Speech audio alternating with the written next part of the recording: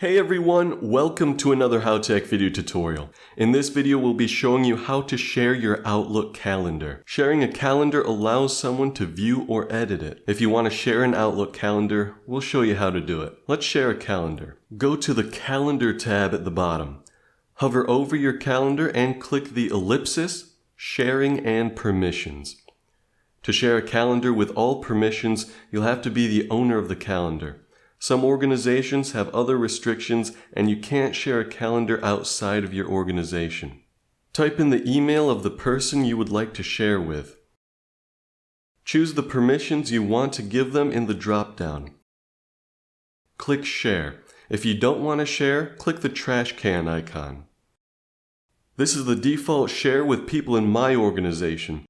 New shares will show up here and you can edit or remove them all except for the default one set up by your organization. You can now share your calendar with others. What Outlook features do you want to learn? Thanks for watching. If you liked this video, don't forget to give it a thumbs up and subscribe to our channel. And make sure to press the bell button to be the first to know about our new videos.